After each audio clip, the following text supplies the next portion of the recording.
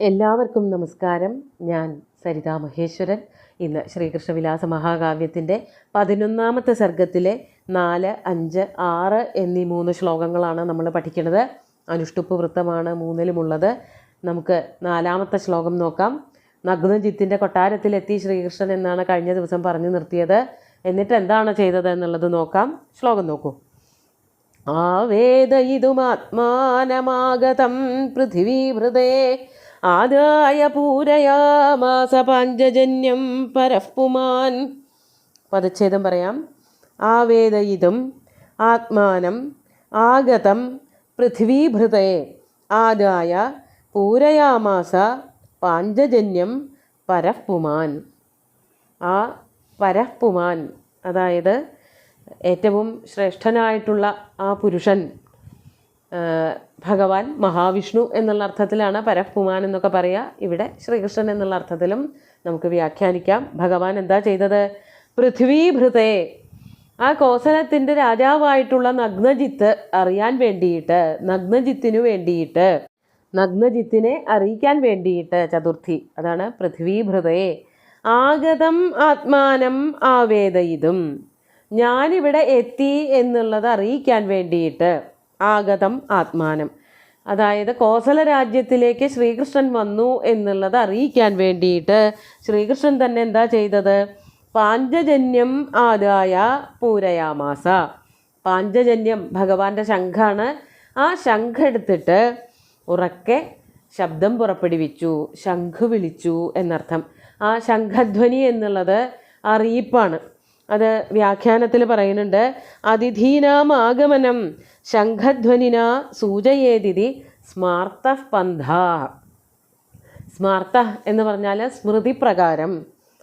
സ്മൃതികൾ അങ്ങനെ നിഷ്കർഷിക്കുന്നുണ്ട്.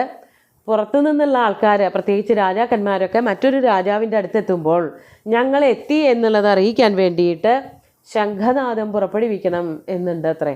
അതിനനുസരിച്ചാണ് ഭഗവാൻ ചെയ്തത്. താനും സൈന്യവും ഇവിടെ എത്തിച്ചേർന്നിട്ടുണ്ട് എന്നുള്ളത് നഗ്നജിത്തിനെ അറിയിക്കാൻ വേണ്ടിയിട്ട് കയ്യിലുണ്ടായിരുന്ന പാഞ്ചജന്യം എന്നു പേരുള്ള ശംഖനാദം പുറപ്പെടുവിച്ചു. ശംഖിൻ്റെ ശബ്ദം വളരെ ദൂരേക്ക് കേൾക്കാം. അപ്പോൾ കൊട്ടാരത്തിൻ്റെ പുറത്ത് നിന്നിട്ട് ശംഖനാദം പുറപ്പെടുവിച്ചാൽ അകത്തിരിക്കുന്ന രാജാവിന് കേൾക്കാൻ പറ്റും. അതിനു വേണ്ടിയിട്ട് തന്നെ ഉറക്കെ ശംഖനാദം പുറപ്പെടുവിച്ചു എന്നാണ് ഇവിടെ കവി പറയണത്. നമുക്ക് 5ാമത്തെ ശ്ലോകം നോക്കാം. തത്പാഞ്ചജന്യനാദേന പൂര്യമാണേ പുരോദരേ ഹൃദയം രാജകന്യായാ കൗതുകേനാഭ്യപൂര്യത. ആദ്യം പദച്ഛേദം പറയാം.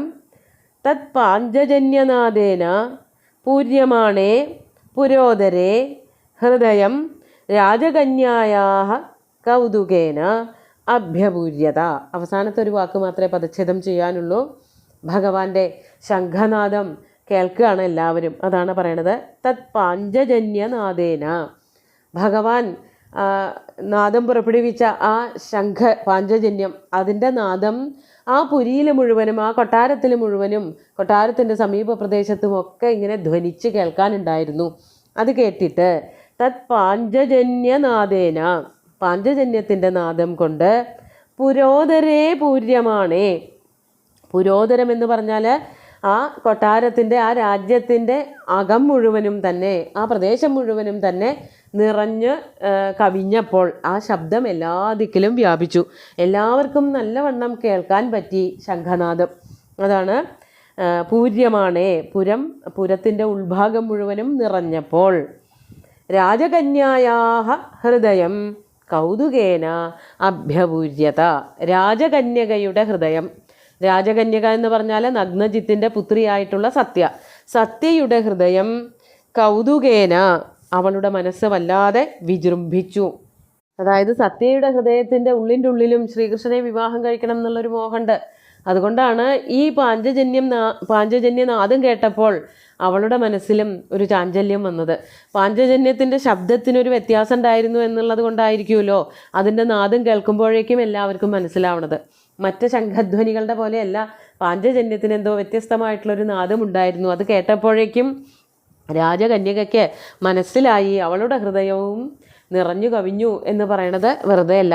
അതിൻ്റെ നാദത്തിനൊരു പ്രത്യേകത, ഒരു സവിശേഷത ഉണ്ടായിരുന്നു. അതുകൊണ്ട് കൗതുകേന ശ്രീകൃഷ്ണൻ ഇവിടേക്ക് വന്നിട്ടുണ്ടോ, തൻ്റെ സ്വയംവരത്തിന് ഭഗവാൻ എത്തിച്ചേർന്നിട്ടുണ്ടോ എന്നുള്ള അത്ഭുതം കൊണ്ട്, സന്തോഷം കൊണ്ട്, കൗതുകം കൊണ്ട് അവളുടെ ഹൃദയവും നിറഞ്ഞു, അല്ലെങ്കിൽ പൂർണ്ണമായി, മോഹങ്ങളൊക്കെ സാക്ഷാത്കരിക്കപ്പെട്ടതുപോലെയായി എന്നാണ് പറയണത്.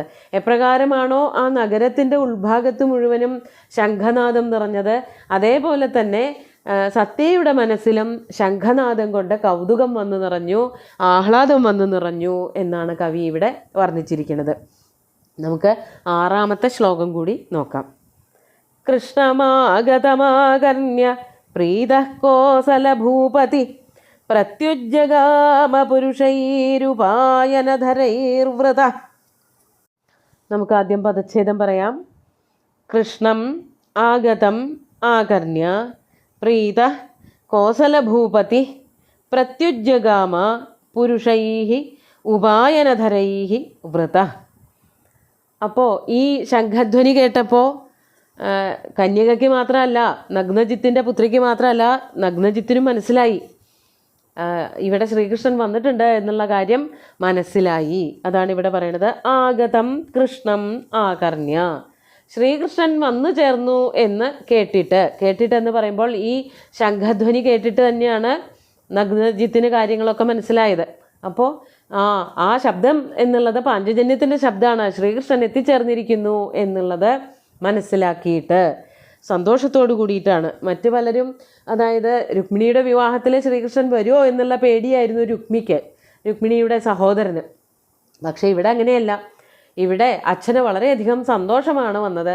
അവിടെയും ഭീഷ്മക മഹാരാജാവിന് നല്ല സന്തോഷം തന്നെയാണ് വന്നത്. പക്ഷേ സഹോദരന് രുക്മിണിയെ ശ്രീകൃഷ്ണന് വിവാഹം കഴിച്ചു കൊടുക്കണമെന്ന് മോഹം ഉണ്ടായിരുന്നില്ലല്ലോ. അതുകൊണ്ട് ശ്രീകൃഷ്ണൻ വന്നാൽ ഓടിക്കത്തക്ക രീതിയിലുള്ള എല്ലാ സംവിധാനങ്ങളും അവിടെ ഉണ്ടാക്കിയിട്ടുണ്ടായിരുന്നു രുക്മി. ഇവിടെ അങ്ങനെയൊന്നുമില്ല. ഇവിടെ ഒരു സ്വയംവരം തന്നെയാണ് പ്രഖ്യാപിച്ചത്. വീര്യശുൽക്കയാണ്, കാളകളെ പിടിച്ചു കെട്ടണം എന്നേ ഉള്ളൂ. അതാരായാലും വിരോധമില്ല. അപ്പോഴാണ് ശ്രീകൃഷ്ണൻ്റെ പാഞ്ചജന്യനാദം കേൾക്കുന്നത്. അതോടുകൂടിയിട്ട് നഗ്നജിത്തിന് വളരെയധികം സന്തോഷവുമായി. അതാണ് കോസലഭൂപതി പ്രീത എന്ന് തന്നെ എടുത്തു പറഞ്ഞത്. ഈ ശബ്ദം കേട്ടിട്ട് വളരെ സന്തുഷ്ടനായിട്ടുള്ള കോസലത്തിൻ്റെ രാജാവ് നഗ്നജിത്ത്, അദ്ദേഹം എന്താ ചെയ്തത്? ഉപായനധരൈഃ പുരുഷൈഃ വൃതഃ പ്രത്യുജ്ജഗാമ. പുരുഷൈഃ വൃതഃ, കുറേ ഭടന്മാരോട് കൂടിയിട്ട്, ഒറ്റയ്ക്കല്ല. ആ അതിഥിയുടെ മാഹാത്മ്യമാണ് കാണിക്കുന്നത്. ഒറ്റയ്ക്ക് പോയിട്ട് എതിരേൽക്കുക, അല്ലെങ്കിൽ എതിരേൽക്കാൻ അങ്ങോട്ട് ചെല്ലാതെ തന്നെ ഇരിക്കുക. അങ്ങനെയൊക്കെ വന്നാൽ അതിഥി ഒട്ടും നല്ലവനല്ല, അല്ലെങ്കിൽ തനിക്ക് ആ അതിഥിയോട് യാതൊരു താല്പര്യവുമില്ല എന്നുള്ളതൊക്കെയാണ് അതിൽ നിന്ന് വ്യക്തമാവുക. ഇതങ്ങനെയല്ല. പാഞ്ചജന്യത്തിൻ്റെ ശബ്ദം കേട്ടപ്പോഴേക്കും രാജാവ് കുറേയധികം ഭടന്മാരോട് കൂടിയിട്ട് ശ്രീകൃഷ്ണനെ എതിരേൽക്കാൻ വേണ്ടിയിട്ട് അങ്ങോട്ട് ചെന്നു, ശ്രീകൃഷ്ണൻ്റെ അടുത്തേക്ക് ചെന്നു. എങ്ങനെയാണ്? വെറും കൈയോട് കൂടിയിട്ടൊന്നും അല്ല പോയത്. കയ്യിൽ ഉപായനധരൈഃ പുരുഷൈഃ, കാഴ്ചകൾ, സമർപ്പണങ്ങൾ, ഭഗവാന്റെ മുമ്പിൽ പലതും കാണിക്ക വയ്ക്കാൻ വേണ്ടിയിട്ട്, കാണിക്ക വച്ചിട്ടാണ് സ്വാഗതം പറഞ്ഞത്. നമ്മൾ പറയാറുണ്ട്, കുചേലൻ്റെയൊക്കെ കഥ പറഞ്ഞപ്പോൾ, കുചേലൻ ഭഗവാനെ കാണാൻ പോയപ്പോൾ ഉപായനങ്ങൾ കൊണ്ടുപോയല്ലോ, അവിൽപ്പൊതി കൊണ്ടുപോയിരുന്നു. പക്ഷെ അത് ആദ്യം തന്നെ കൊടുക്കണ്ടായില്ല എന്നൊക്കെ പറഞ്ഞു. ആ വാക്കാണ് ഉപായനമെന്ന്. കാണാൻ വേണ്ടിയിട്ട് തന്നെക്കാൾ എത്രയോ മുതിർന്നവരെ, എത്രയോ ശ്രേഷ്ഠന്മാരായിട്ടുള്ള ആൾക്കാരെ കാണാൻ പോകുമ്പോൾ എന്തെങ്കിലുമൊക്കെ കൊടുക്കേണ്ടത്. അത് അവരുടെ ഇഷ്ടത്തിനല്ല, നമ്മുടെ ഇഷ്ടത്തിന്. അവർക്കത് കിട്ടിയിട്ടൊന്നും വേണ്ട. ശ്രീകൃഷ്ണൻ്റെ മുമ്പിൽ ഒരു ചെറിയ ഉപഹാരം കൊടുത്തു എന്നുള്ളത് കൊണ്ട് ശ്രീകൃഷ്ണനെ പ്രത്യേകിച്ചൊന്നും തോന്നാനില്ല. പക്ഷേ രാജാവ് അങ്ങനെയല്ല ചെയ്തത്. തൻ്റെ മര്യാദകൾ പാലിക്കണമല്ലോ. ഭഗവാൻ ഇങ്ങടെ ശംഖനാദം പുറപ്പെടുവിച്ചുകൊണ്ട് താൻ വന്നു എന്നുള്ളത് അറിയിച്ചപ്പോൾ സ്മൃതി പുരാണങ്ങളൊക്കെ പറയണത് ഭഗവാനെ കാണാൻ പോകുമ്പോൾ അങ്ങടും ചിലതൊക്കെ കൊണ്ടുപോകണം, കാണിക്കയായിട്ട് സമർപ്പിക്കണം എന്നുള്ള ആ ഒരു നിയമം വെച്ചുകൊണ്ട് തന്നെ കയ്യിലാകാവുന്ന ഉപായനങ്ങളൊക്കെ കൂടിയിട്ട് കുറേ ഭടന്മാരെയും കൂട്ടിയിട്ട് എവിടെയാണോ ഭഗവാൻ നിൽക്കുന്നത്, കൊട്ടാരത്തിൻ്റെ കുറച്ച് അപ്പുറത്തായിരിക്കും, അവിടേക്ക് ചെന്നു എന്നാണ് പറയണത്. വളരെ ഊഷ്മളമായിട്ടുള്ള, വളരെ സ്നേഹനിർഭരമായിട്ടുള്ള ഒരു സ്വാഗതം ആശംസിക്കലാണ് അവിടെ നടന്നത്. ബാക്കി കഥകളൊക്കെ അടുത്ത ദിവസം നോക്കാം. ഇന്ന് ഈ 2 ശ്ലോകങ്ങളും ഒന്നുകൂടി ചൊല്ലി നോക്കാം.